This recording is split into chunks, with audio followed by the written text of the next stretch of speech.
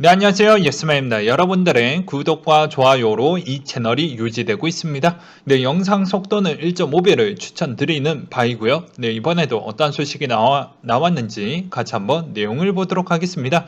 미국 성장률 컨센서스 하향 조정 중이며 경기에 따른 판단이 필요한 시점이다. 라는 내용이 나오기도 했었는데요.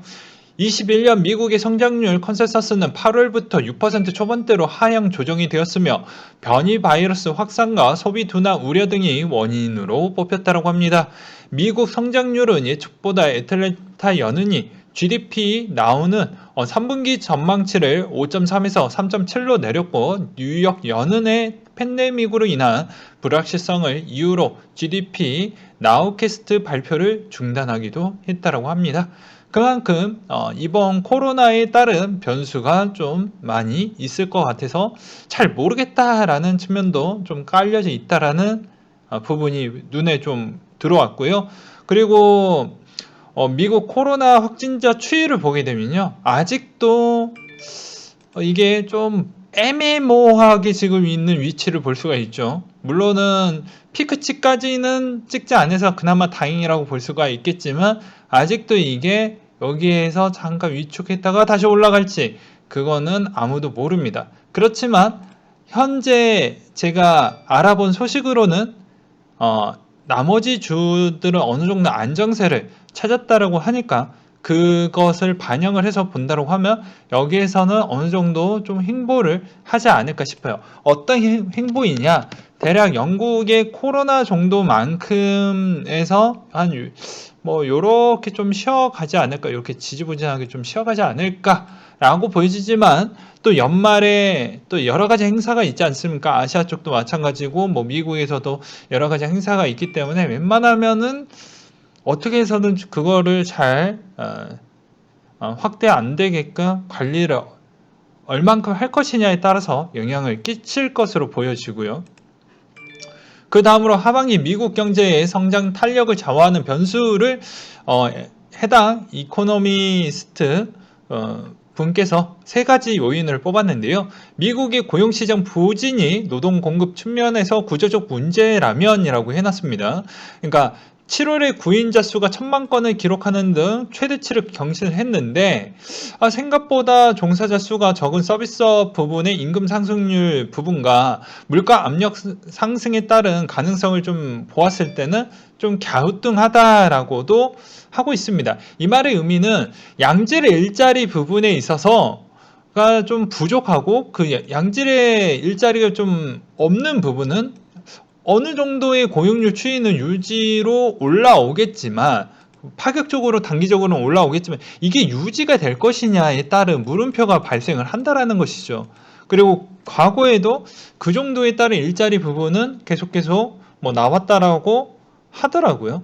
그렇기 때문에 이번에 이제 임금에 따른 그런 고용을 하기가 상당히 좀 어려운 위치에 있다 보니까, 그리고 어떻게 보면 고용의 입장에서도 그게 좀 이해가 되죠. 내가 굳이 백신도 맞고 싶지 않으신 분들도 분명히 있을 거고, 그런 사람도 백신을 맞았다라고 해도 항체 부분에 따른 항체 키트를 확인을 해서 내 항체가 어느 정도 수치적으로 좀 많이 강성을 띠고 있는지, 아니면 어떻게 보면 항체가 별로 생기지 않았던 부분인 것인지를 좀 바라보고 해야 되는데, 누가 그렇게 귀찮게 보는 사람이 어디 있겠습니까? 없겠죠.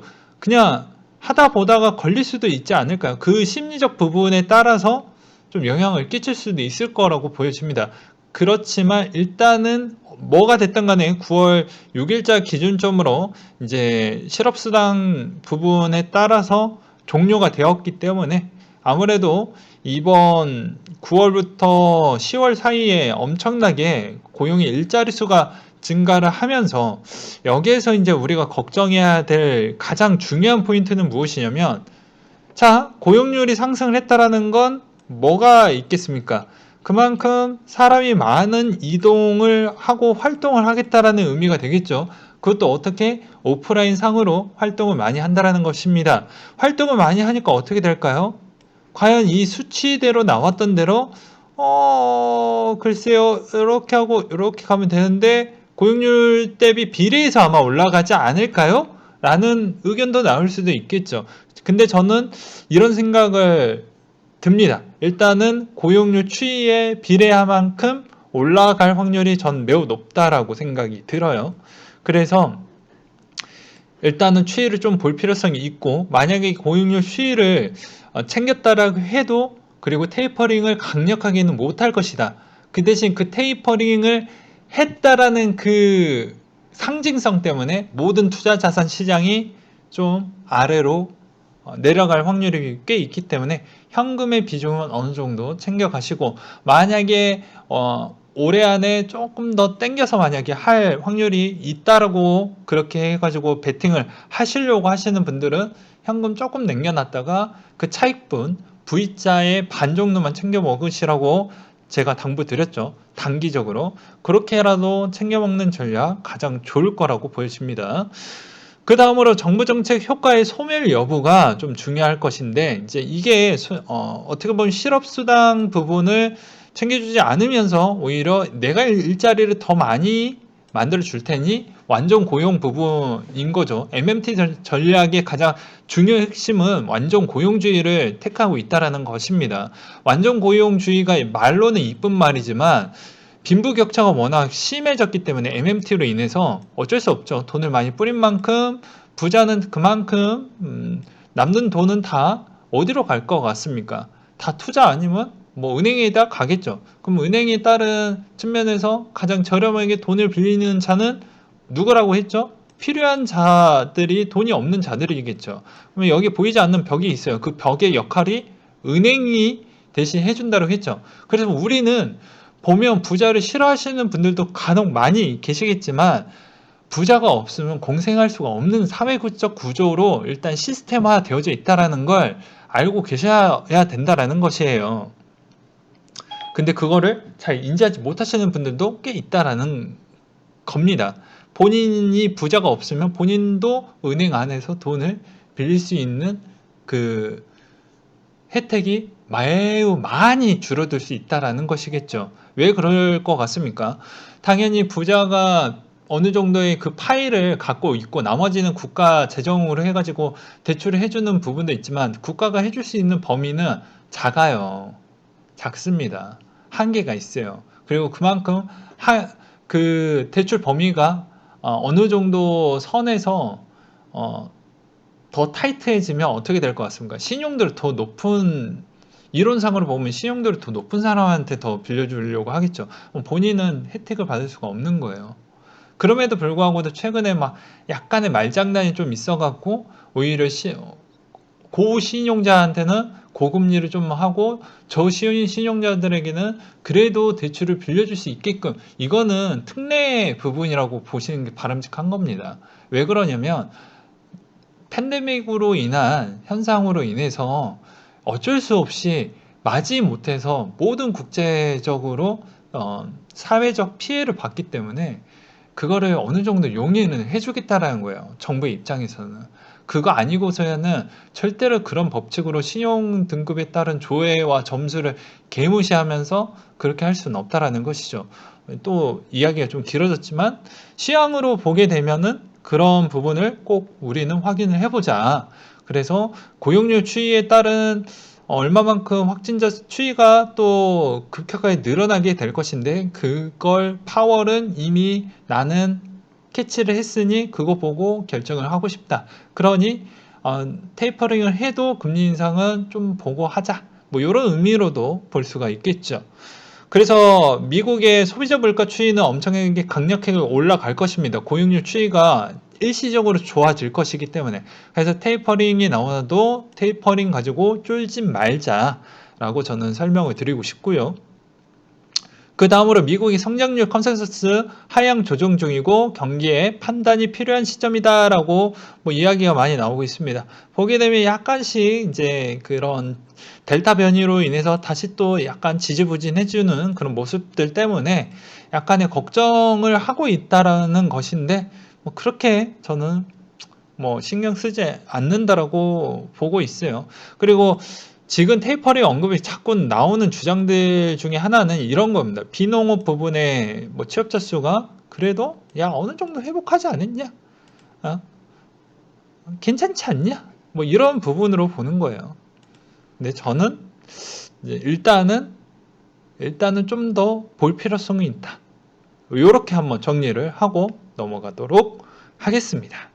아무튼 임금은 많이 올랐다라고 해도 그 임금 대비 인플레가 작용을 했기 때문에 여기에서 인플레에 또 수혜가 분명히 있을 거예요. 그래서 그것도 잘 한번 생각을 해보셨으면 좋겠습니다. 이번에 코인으로 조금 여유의 자금이 생기신 분들은 여기에서도 이제 이 다음 흐름을 어떻게 잡아서 수익을 다른 형태로 또 굴린 다음에 그 여유 자금 갖다가 또 비수기 시즌이 도래했던 비트코인 때 또 그 시드를 만들어 놨던 것 갖다가 재투자해서 계속 재사이클로 돌려버리는 형태로 가는 게 가장 바람직하겠죠. 저는 그걸 이미 다 준비를 해놨고 제가 생각했던 방향성대로 가주면 저는 그대로 이행을 할 생각을 갖고 있습니다. 아무튼 그러하고요. 코인에 따른 소식을 한번 보도록 하겠습니다. 에이다가 스테이킹 주소수가 3개월간 35% 증가를 했다라고 하는데요. 이제 에이다 부분에 어느 정도 가격이 계속 올라갔기 때문에 가격은 신뢰와 비례한다라고 저는 생각이 듭니다. 네. 어느 정도. 왜 그러냐면 당연히 가격이 올라왔다라는 건 그만큼 이쪽에 가능성을 보고 자금이 많이 들어왔다라는 것이겠죠. 그리고 그만큼 나갈 만한 자금, 이탈할 만한 자금도 없다라고 볼 수도 있겠죠. 그러하니까 가격이 올랐다라고 볼 수 있습니다. 아주 단순하게 본다라고 하면요. 그래서 이런 사람들이 많이 늘어났다는 건 그만큼 어떻게 보면 에이다에 따른 이탈된 그런 코인은 별로 없을 것이다 라고 볼 수가 있겠죠. 그렇지만 시즌이 끝나는 시점에도 에이다도 충분히 그 영향을 피해갈 수는 없기 때문에 적당히 수익권을 챙겨 먹는 전략으로 항상 보셔라 라고 설명을 드리고 싶고요. 그 다음으로 에이다 알론조 지원 버전 월렛을 출시했다라는 내용과 그리고 지난주 상위 NFT 판매량이 감소를 했는데 상위 5개에서 4개가 하락세를 보여주었다고 합니다. 그러니까 즉 지금 우리가 보고 있는 내용들을 보게 되면 NFT에 따라서 계속 얘기가 많이 나오고 있고 그만큼 유지를 해주고 있는 실정인데 이제는 조금씩 힘이 빠져주고 있는 게 약간은 걱정은 조금은 된다. 그래서 약간 네임 밸류가 있는 뭐 크립토 펑크나 엑시 인피니트 뭐 등등등 여러 가지 NFT에 따른 그 판매량 추이 또한 어느 정도 선에서 감소가 적당히 방어가 될 것인지도 좀 볼 필요성이 있어요. 그 데이터도 보시면서 대응을 하시길 바라겠고요. 그 다음으로 브라질 48%가 법정화폐 채택으로 비트코인을 찬성한다 라는 내용이 나왔습니다. 성이 2,700명 대상으로 이런 이야기가 나왔는데요. 되게 긍정적인 이야기가 좀 많이 나왔다라고 볼 수가 있습니다. 왜 그러냐면 브라질 해열화 그 통화가 좀 쓰레기예요. 예. 그냥 한동안 쓰레기였냐? 매우 오랫동안 쓰레기가 되었기 때문에 당연히 저런 목소리가 나올 수밖에 없거니와 그리고 미국의 재무부가 금융업계와 스테이블코인 규제 필요성에 논의한다. 뭐 이런 내용이 나온 게 있는데 제가 이 내용 따로 빼가지고 설명을 드리도록 할 거니까요. 그 내용 기반으로 여러분들도 좀 보고 내 생각은 어떠하고 어떻게 좀 볼 것이냐 이렇게 좀 봐주셨으면 좋겠습니다.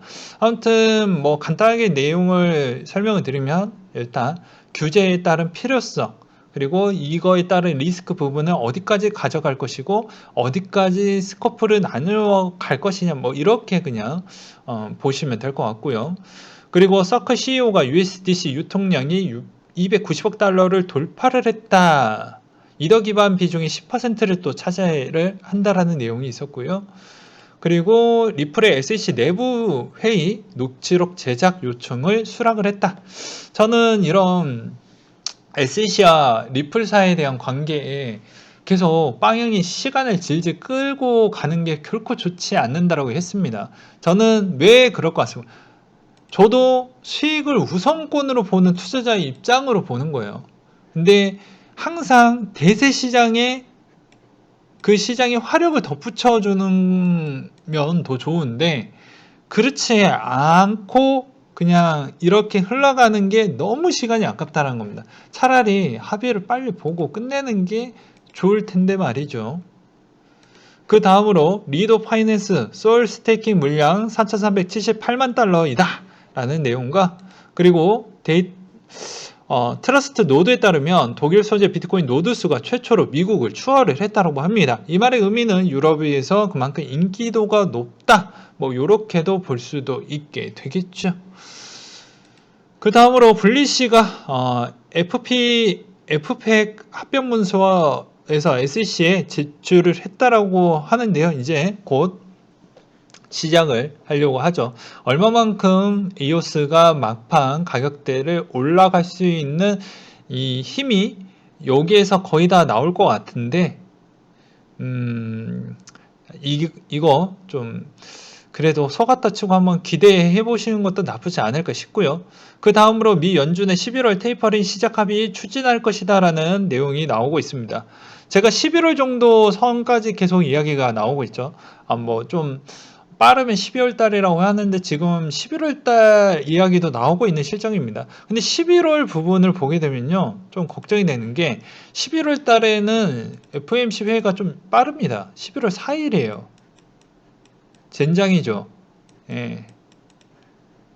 그래서 웬만하면 9월 달에는 못 할 건데 이거 11월 달에 하는 거는 그러니까 요 사이에 9월과 10월 사이에 고용률도 늘지만 확진자 수도 같이 늘어야지만 이때 할 것 같은데 모르겠습니다. 일단은 그런 이야기가 자꾸 나오는 거는 우리한테 주어진 시간이 정말 얼마 남지 않았다 라는 이야기를 계속 당부할 수밖에 없거니와요. 그리고 저는 계속 말씀드렸습니다. 우리한테 진짜 주어진 시간이 얼마 남지 않았기 때문에 어찌저찌 했던 간에 저는 개인적으로 11월 정도 선에서는 그리고 11월이 도래했던 그 시즌에는 어느 정도 가격을 정리할 사람들은 정리를 해야 되지 않겠냐라고 보고 있는 입장입니다. 네. 그리고 12월 달에는 나는 못 먹어도 고한다. 나는 타짜 인생이다. 나는 카이지 인생이다. 뭐 이렇게 생각하시는 분들은 뭐 그렇게 모험을 걸어도 됩니다. 인생의 모험을. 근데 저는 모험 걸고 싶지 않아요. 예, 적당히 끊어치기 하고 그 다음에 또 줍줍하는 게 낫지 않겠냐. 그리고 어떤 분은 야 내년에 세금 유예할 수 있는 부분도 9월, 10월 이 달에 어차피 결정이 날 거니까 그거 만약에 유예한다고 하면 내년에 이거 존버해서 나와도 되지 않겠냐? 하는데 시즌이 아시잖아요. 오랫동안 했던 고인물 유저분들은 아마 아실 거예요. 시즌이 와야 화력이 나오면서 내겨 올라갑니다. 예, 그렇지 않고서는 다 지지부진할 수밖에 없어요. 나 혼자 갈 수 있는 그런 시장 아니죠.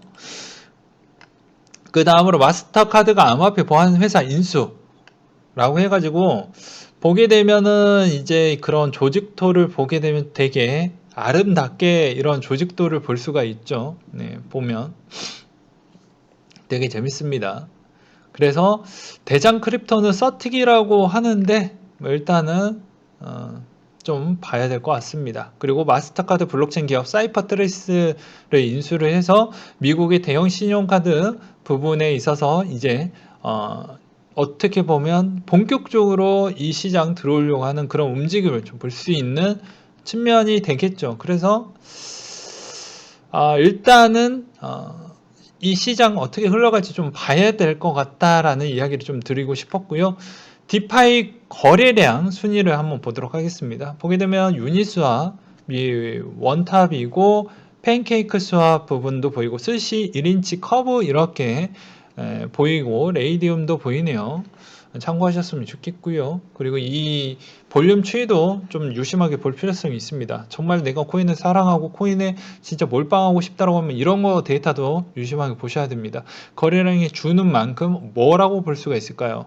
그만큼 해당이 있는 디파이 부분에 관심도가 떨어졌다라고 볼 수가 있는 겁니다. 아셨겠죠? 그 다음으로 비싼 코인은 코빗, 다음으로 가산자산 사업자 4대 거래소 다 신고 완료했다라고 합니다. 그러니까 제가 기자들이 막 되게 트래픽 내기 위해서 4대 거래소도 뭐 신고 뭐 못한다 어쩐다 이딴 소리 계속 나왔죠. 그런 거 다 필요 없다라고 했습니다. 어차피 4대 거래소는 이미 다 끝냈고 이미 시스템적으로도 이미 그 전에 다 끝내놨습니다. 예, 약간 그냥 어그로 끌려고 하는 것이죠. 그 다음으로 일본의 상장기업 구미 약 1170억 규모의 암호화폐 펀드 조성을 발표를 했다고 합니다. 이 펀드 부분에 있어서 대상과 그 해당 코인이 어느 쪽으로 흘러갈지는 모르겠지만 일본이 상당히 보수적으로 접근하는 부분이 없잖아 있기 때문에 웬만하면 알트코인 비중은 생각보다 조금은 덜할 것으로 보여집니다. 그리고 오히려 그나마 NFT 쪽을 조금 더 긍정적으로 보게 되면 그 포트도 들어갈 수도 있게 되겠죠. 아무튼 이쪽도 어느 쪽으로 흘러가는지를 좀 볼 필요성이 있을 것 같습니다. 그래서 여기에서도 뭐 디파이, NFT, 뭐 셀타, 셀시우스 대상으로 한다라고 하지만 글쎄요. 비중적인 측면을 보았을 때 이거를 이렇게 돌렸을 때 이 펀드가 살아남을 수 있을까요? 제가 보기에는 적절하게 끊어서 할 것으로 저는 보여집니다. 그래서 여기에서도 괜찮다라고도 볼 수도 있겠지만 실질적으로 이렇게 운영하기에는 어렵다. 펀드 금방 깨질 수 있다. 라는 부분과 그리고 제가 계속 말씀을 드리지만 이제 이 시즌 얼마 남지 않았습니다. 이 시즌 얼마나 돈을 잘 벌 수 있냐 없냐 막판에도 나는 마음이 흔들렸냐 흔들리지 않았냐 이런 부분은 이제 이 두 달 사이에 이제 결정이 나겠죠. 그리고 저는 웬만하면 그 흐름의 맥락의 추이를 보게 되면요. 어차피 9월 안에 이 라인대를 잘 지지를 해줘야 됩니다. 못해도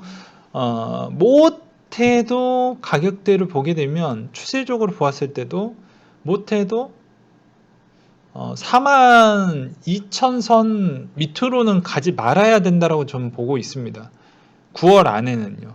그래야지 여기를 잘 다지면서 한 번에 더 기회를 줄 것인데 그러지 못했을 경우에는 좀 위태롭다. 그래서 계속 뭐 보았을 때도 추세적으로 본다라고 해도 추석 때 이후에 위로 갈 것이냐 아래로 갈 것이냐가 향후 이때까지 과거 기반형으로도 보았을 때도 어차피 추석 이후에 갔었을 때 더 화력을 붙여주면서 위로 가는 형태가 좀 많이 보여주었는데 오히려 그러지 못했을 경우에는 오히려 10월달 11월 딱 본다라고 해도 화력이 너무 약해서 좀 본인이 생각했던 그런 금액 대비는 좀 내려놔야 된다.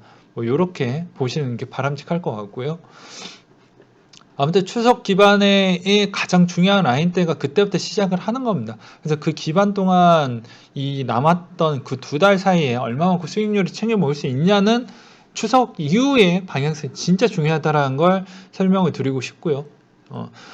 그 다음으로 해당에 있는 그나마 도미넌스 추이가 그나마 우리한테 조금이라도 희망을 주고 있는 시장입니다. 이 도미넌스가 얼마만큼 계속 밑으로 꽂아 내려줄 수 있을 것이냐가 관건인데 아직까지는 좀 볼 수 있는 부분이 남아져 있다라고 저는 생각을 하고 있어서 그나마 조금은 희망적이다라고 저는 생각을 하고 있습니다. 그렇기 때문에 이번 시즌에서 알트가 한 번 더 급등이 나오는 패턴이 나오게 되면 그때 어느 정도 수익을 챙겨 먹는 전략 그리고 하반기에는 절대로 욕심을 내면 안 된다고 이야기를 했어요. 계속 말씀을 드리기도 했잖아요. 여기서 더 갈 수도 있겠지만 어느 정도 수익을 내셨던 분들은 여기서 어느 정도는 끊어치기를 할 필요성이 있습니다. 왜 그러냐면 대부분 알트코인들이 어땠습니까? 거의 다 V자 다 채웠잖아요. 오히려 더 올라갔던 코인들도 있고요.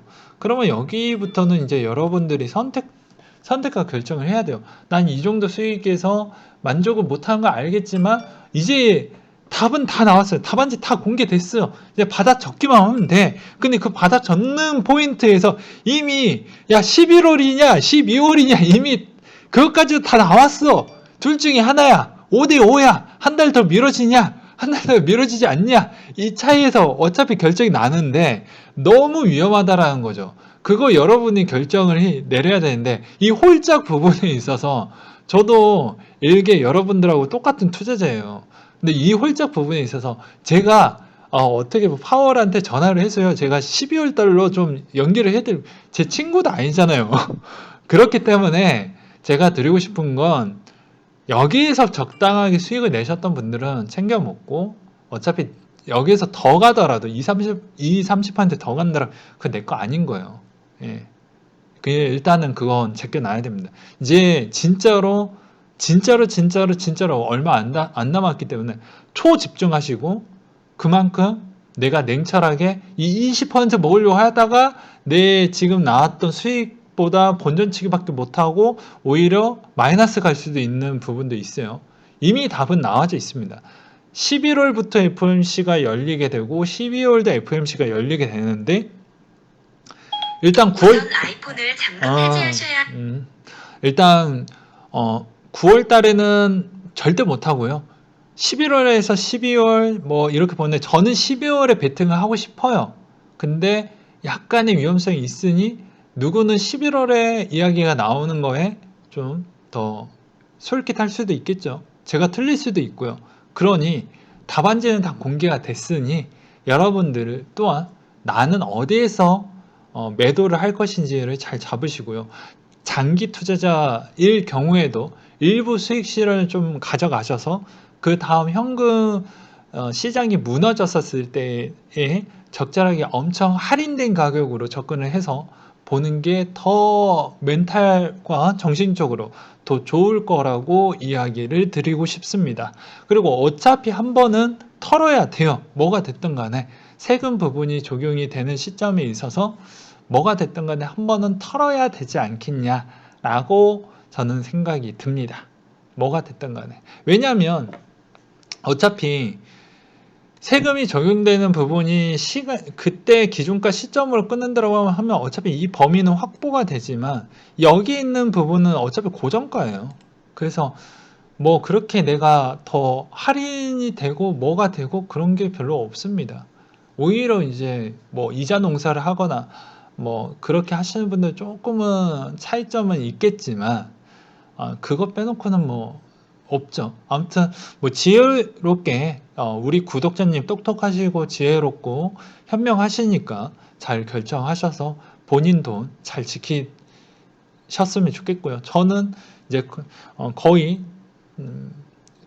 굳혀졌습니다. 예. 11월 정도 선에서는 거의 다 털어야 된다라고 저는 말씀을 드리고 싶어요. 뭐가 됐든 간에.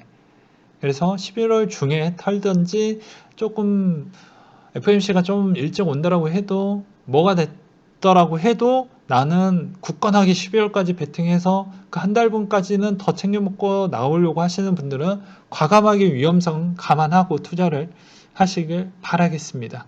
물론 저는 12월에서 1, 2월 안에 아무리 늦어도 1, 2월 안에는 할 것 같은데 웬만하면은 11월 달에는 못할 것 같지만 그래도 혹시 모르니까요. 아무튼 여러분들도 힘들 거예요. 물론 힘들겠지만 우리 이 역견 엄청 오랫동안 고생했다라는 걸 보게 되면 적절하게 이 돈을 빼서 쓸 줄도 알아야 됩니다. 왜 그럴 것 같습니까?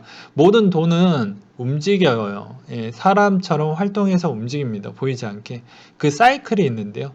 그 사이클을 잘 이용을 하셔야지 돈을 벌 수가 있는. 여기다가 그냥 움직이지 않고 내버려둬도 상관은 없어요. 어차피 또 한 번 사이클 오면 또 돈을 벌 수 있는 기회는 오니까. 근데 그 기간 동안 또 누군가는 여기를 또 타이밍 맞게 자산 이동해서 다시 코인 쪽으로 와서 할 때 이 사이클을 잘 맞춰가지고 또 부를 축적하시는 분들도 있으니 그런 정도 좀 보셨으면 좋지 않을까 싶습니다.